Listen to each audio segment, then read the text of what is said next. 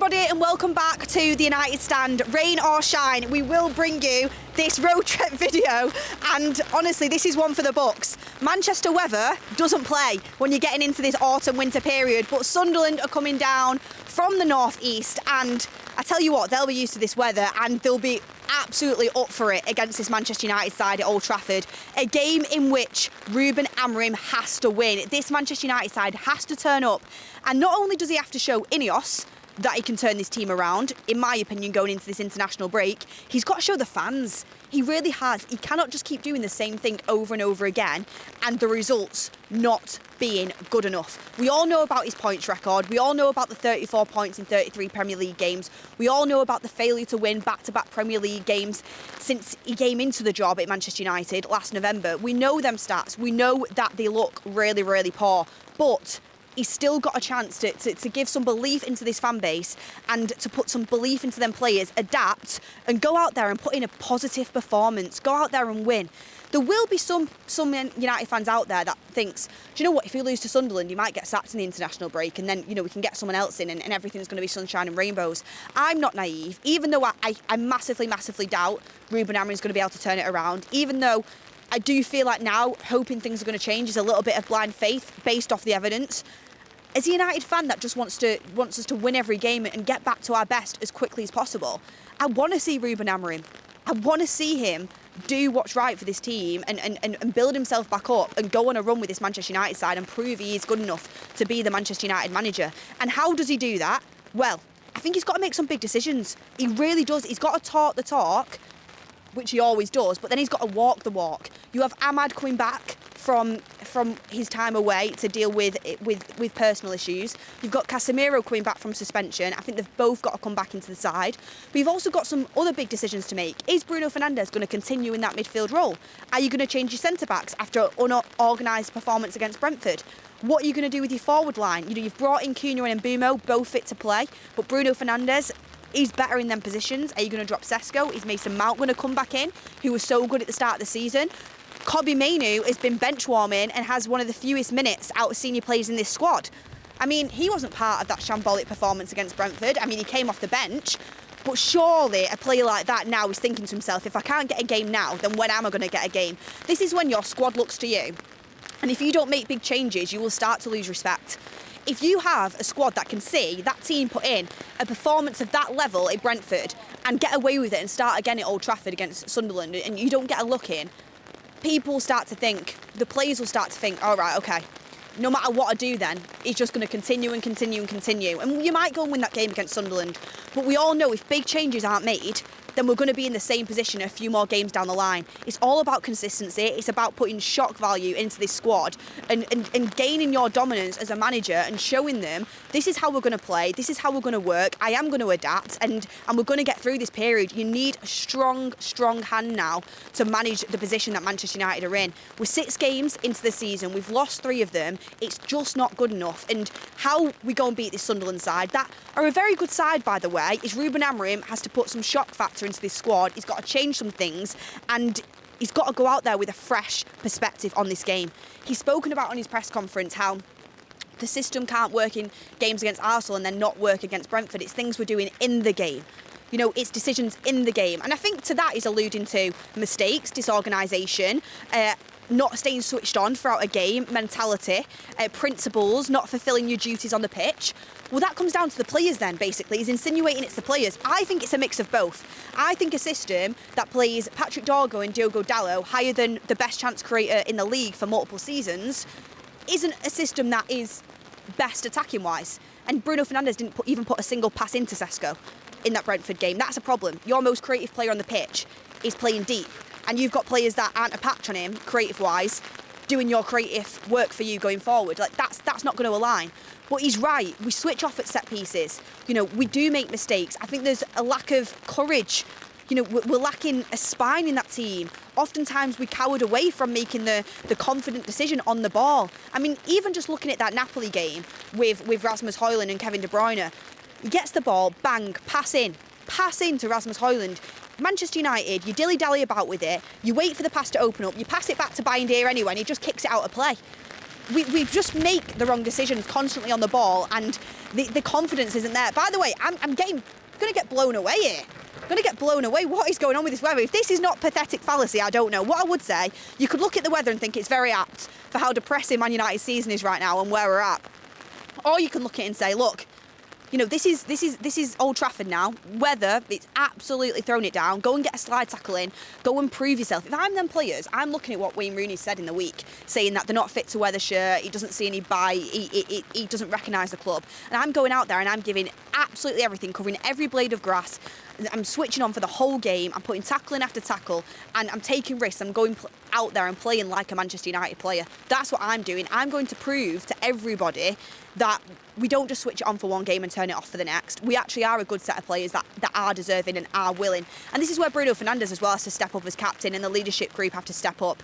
And you really got to show something, because this just isn't a promoted team coming up from the Championship that you can walk all over. I mean, United can't do that anyway. We failed to win against Grimsby, and you can point the finger at Onana all you want. He was a big part to play in that, but we still should have got over the line. So no team you can just think, oh, we're at Old Trafford, we'll walk that. Absolutely not, and definitely not Sunderland. 5th in the league, you know, drew to Crystal Palace, who are 19 games unbeaten and are fantastic.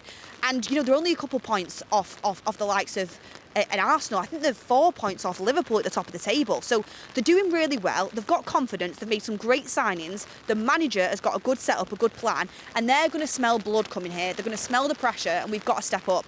Now, what I would be doing, if I'm Ruben Amorim, straight away, I'm putting Lamens in. You know, you don't know if you're Ruben Amorim if you actually have a game after the international break. Because if he loses this, I don't think United will pull the trigger and sack him. But if they did, I don't think many people would be questioning it. Maybe United fan base would be, but the outside world would look at his points record and look at where we are and say that's not acceptable for Manchester United. So this could be, you know, a really deciding game for him. A really big game in his career. Go and put in Lamens. Bayindir, every time you've played him, has looked like making a mistake or has made a mistake. Go and play your keeper that we bought in the summer. Pick your best back three. Put Lenny Yoro back into the team and go with it. Don't be playing... I think Maguire's a good centre-back, but don't be playing him as the last man. De Ligt's the best central centre-back in that role. Maguire is a good player, but I think he's really good when he's coming in for the last 20 minutes, defending a lead or going attacking the goal. That's how I'd be going about it. The midfield, I think he's got to shore it up. I think he's got to play either Casemiro and Ugarte or Casemiro and Mainu, and I would be playing Casemiro and Mainu. The 2 10s, I think he's got to play Bruno and Mbeumo. It's super harsh on Cunha, like super harsh on Cunha, because I think Cunha's an excellent player. But, I mean, the wind didn't like that. Cunha's not starting. Oh my God, I'm going to get blown away. Footballing gods aren't happy with me. But, you know, you can only pick 11. Bruno is the captain, I think, has to play. And I don't think Cunha had the best game against Brentford. He certainly will make an impact, but I'd go with Bruno and Mbeumo in them 10s. I start Sesko up front. I have a sneaky feeling he's going to drop Sesko and play some sort of false 9 with either Cunha or Mount. But I would start Sesko up front. I thought as a focal point against Chelsea, he looked good before he got subbed. Against Brentford, he got a goal, which, you know, at least somebody looked like they wanted to do something. And I think he's a good focal point to be getting crosses into the box. Wings backs wise, I'd be playing Ahmad at right wing back. It's his best position in this system. I know people, you know, think he should be playing in the 10, but there's no way he's playing there over Mbeumo. And Bruno and Cunha for that other spot are too much competition. At wing back, he's so good at anticipating where the ball's going to be. He gives you an attacking option, he gives you a wide option, and I think all of his best moments come from that position. I'll be playing Ahmad at right wing back, and you know, it is going to be Dorgu at left wing back, who, it's unfortunate he doesn't have much competition, but what you do know from Dorgu is you're going to get 100%. He's physical, he's good defensively, he massively needs to work on his output. But you know, if he has, you know, a guiding captain in Bruno Fernandes playing that left-sided 10, it might help him out a little bit. What I will say is, do I think Ruben Amorim's going to do that? No. But I absolutely think, just in terms of showing this team you're not afraid to make big decisions, you've got to put Kobbie Mainoo into the starting 11. You've got to give him that chance. You've got to bring Lenny Yoro back in, and you've got to make a couple of changes. I don't think there's any chance he's going to change Bruno from that midfield position, because he's hell-bent on it. And I don't think it's the be-all and end-all of this system, by the way. I said it before, I'll say it again. We came 15th last year and Bruno weren't playing in midfield.